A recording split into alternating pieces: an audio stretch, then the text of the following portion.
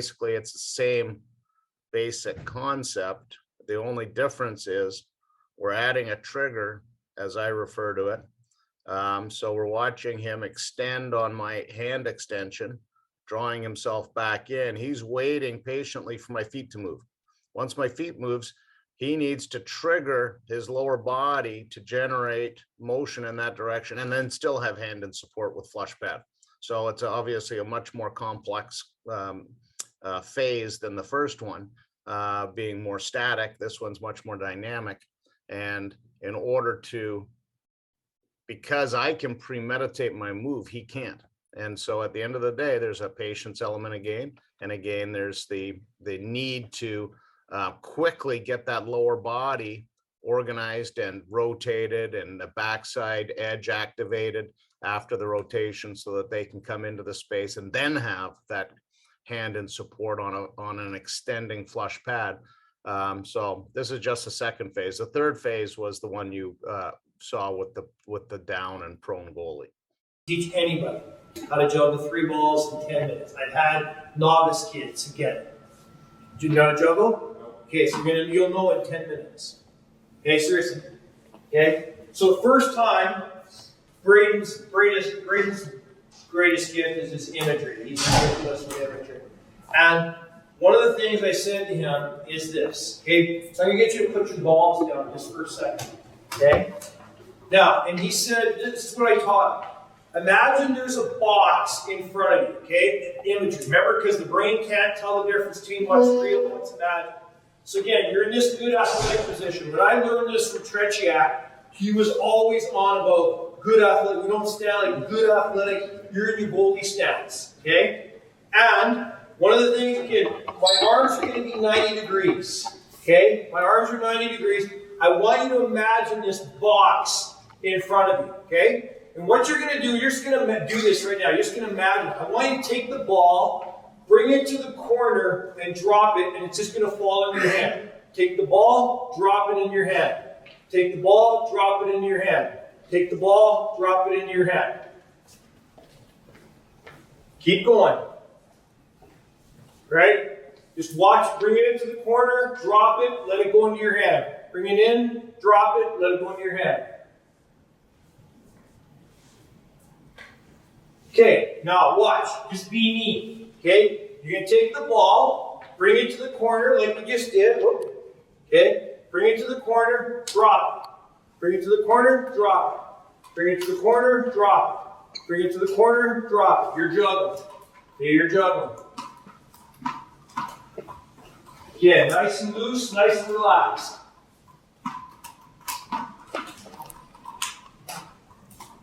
Bring it to the corner. So you're imagining that corner of the box, drop it, corner, drop it. Okay, now hold up. Okay? Now, you heard Pete talk a lot about this. If I get up on the tee-off box, and I'm like, okay, John, whatever you do, don't put it in the water. Where's that ball going? Water. Right? Okay, and it's not, here's the big thing that I want to emphasize. Don't give up a 5-hole goal. Don't go down too early. Don't back in so soon. So many goalie coaches say that word, don't do this, don't do that. It's not the words, it's the picture. Right? Okay, Johnny, I got that. Okay, whatever you do, don't block it to the right. Okay, well, you know where that ball is going. It's not the picture, it's not the words, it's the picture. Always tell your brain what you want to do on the ice, not what you don't want it to do.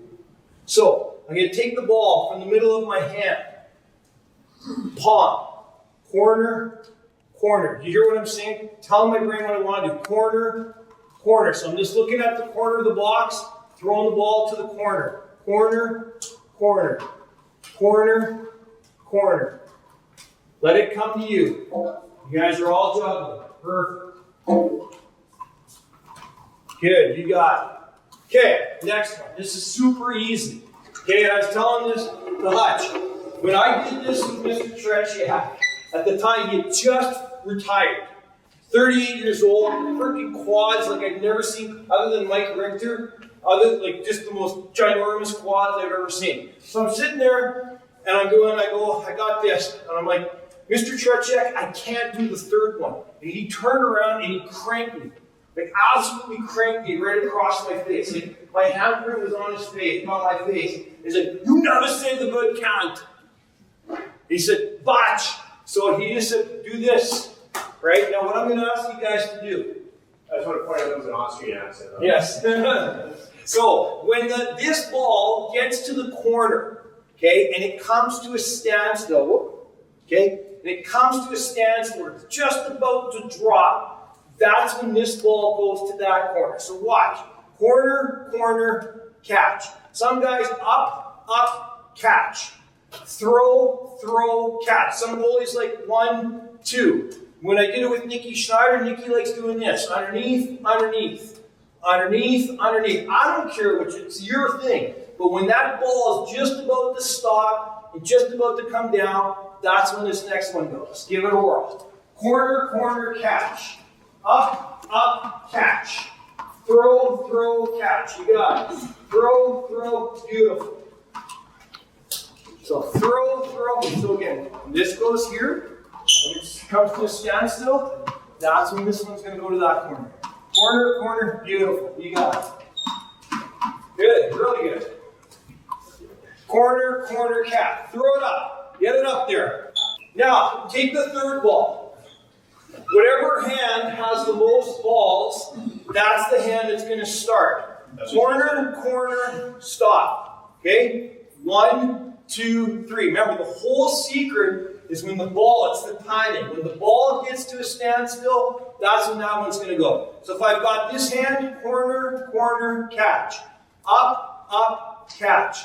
Underneath, underneath, catch. Underneath, underneath, catch. So again, the whole thing is whatever hand, you could try it this way, right, where you're mixing it up. One time from the left, right? Next time from the right. So that's what I want to see you try now. Corner, corner, catch. Just get used to having that third ball in your hand. Corner, corner, catch. Good, you got it. Corner, corner, catch. Good. Some of you guys are even ahead of me now. Good. Corner, corner, catch. Beautiful. Good. You need another ball? You got it. Okay, you guys got it. Now, here's how I got it. So, I was so scared of Mr. Tretiak, I was like, I'm not going to let him know. So he literally said, you go home, and this is what I want you to do. And I literally went home that night for like a couple hours. He said, when this ball gets here, okay, now that's when this goes. And not when this one goes here. So all he did, he said, do this. Corner, corner, corner. Corner, corner, corner. And then, and you saw Braden in that pre-game warm-up, corner, corner, corner, corner, corner. Cody. Okay? So all I was doing was just fixing the box. And then I got up closer to the wall. Okay, so it was, again, all I'm doing is, when I get here, and when Braden and I did this, he never even had balls. The first day we did this, corner, corner, corner, catch. Corner, corner, corner, catch. Corner, corner, corner, catch. We're running through. So all I want to see you do is this, guys. Try this first. And I know some of you guys are already doing 3-ball. Corner, corner, corner. Grab it. Corner, corner, corner, corner, catch. Corner, corner, corner. Okay, just so you get the timing. Corner, corner, corner, corner, catch. You got it all. Good.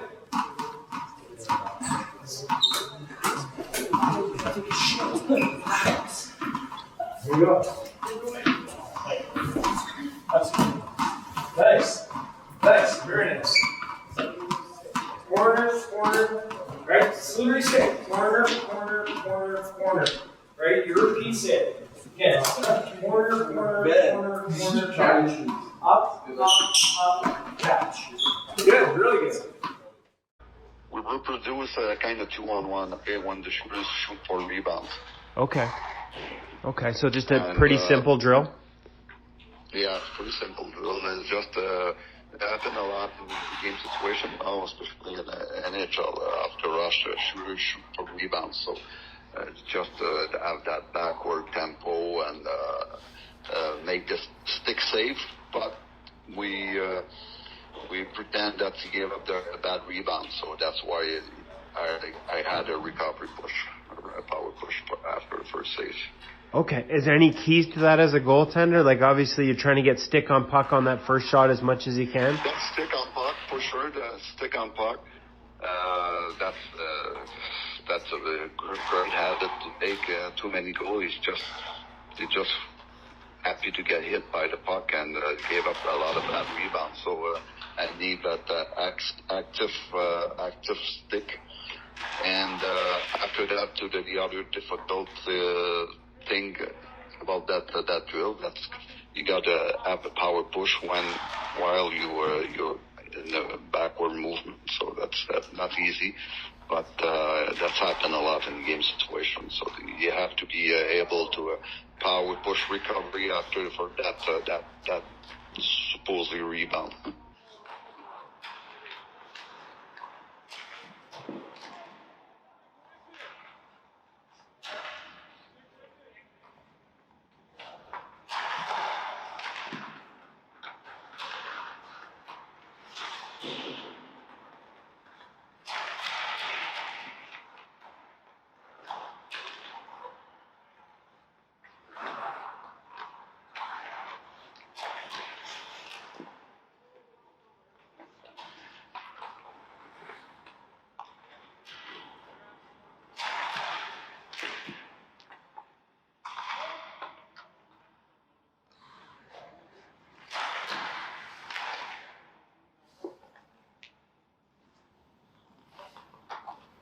Areas to go, whether it's opening up for the game pass, for center, finding lanes in offensive zone, different pockets to support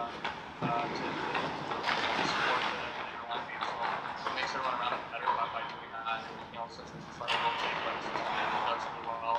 He's got great hands, really good stick handling, stuff like that. Come in, go drag the defense, and have himself on the shot. It's kind of all of that skill set. They really have so well with the clients.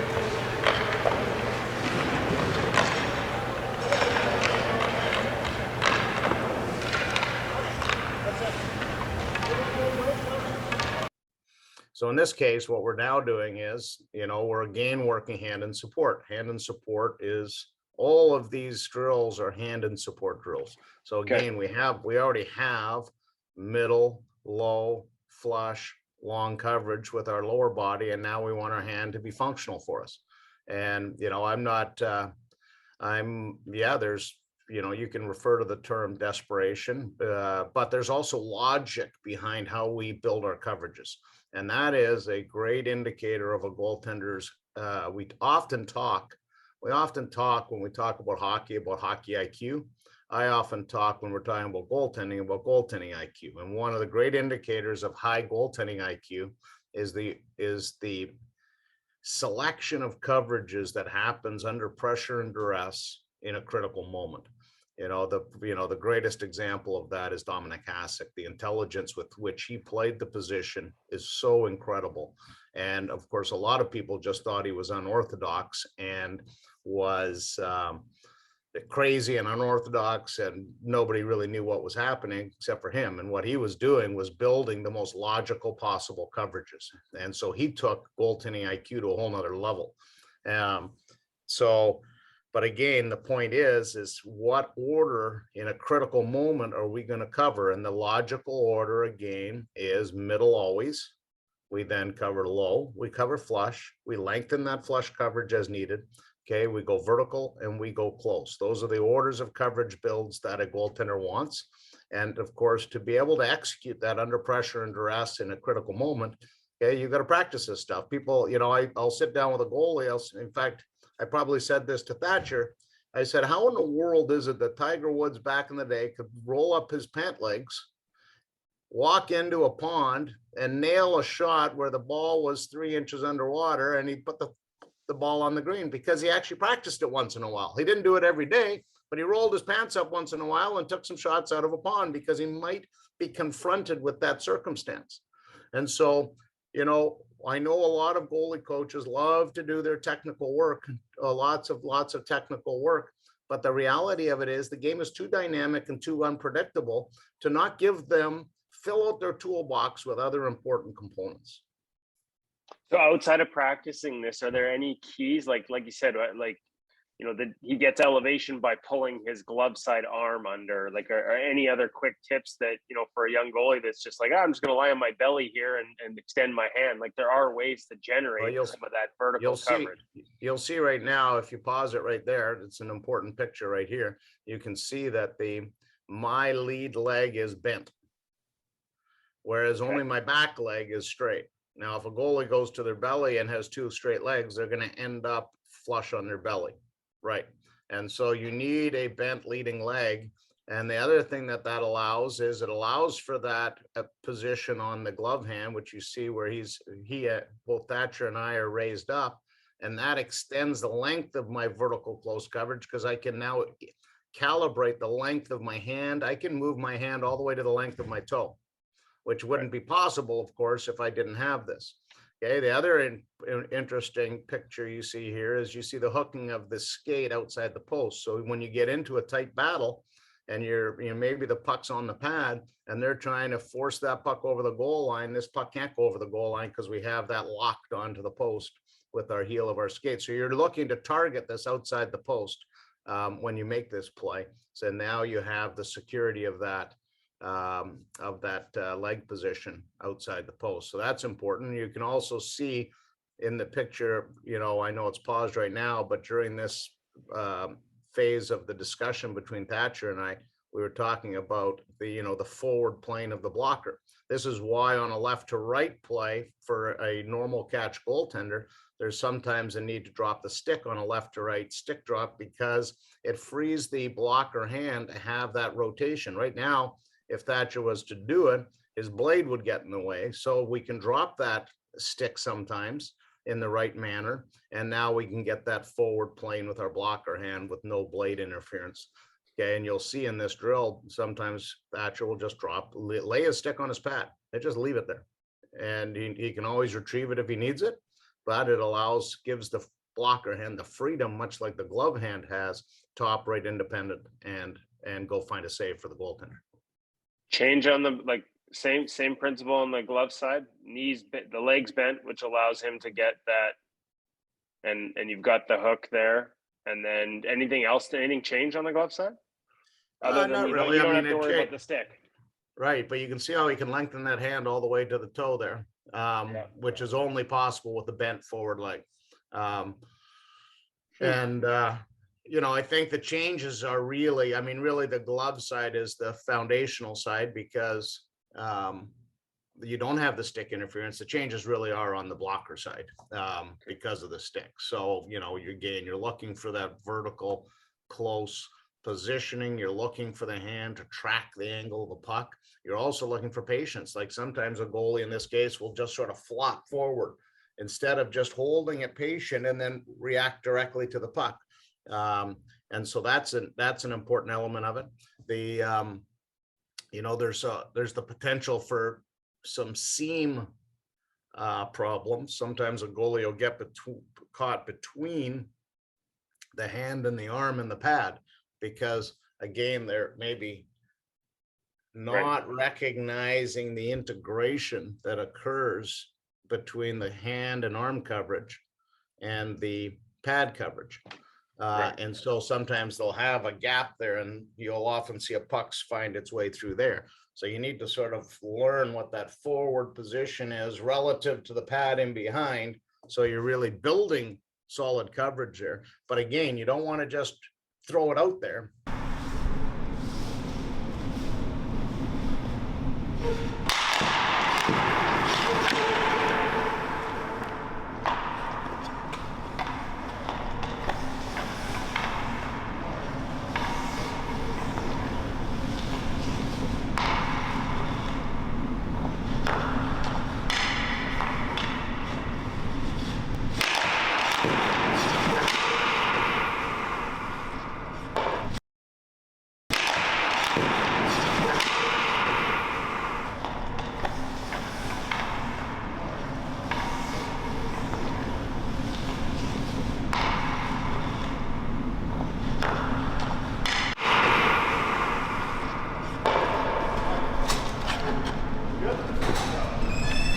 Actually, it's easy, like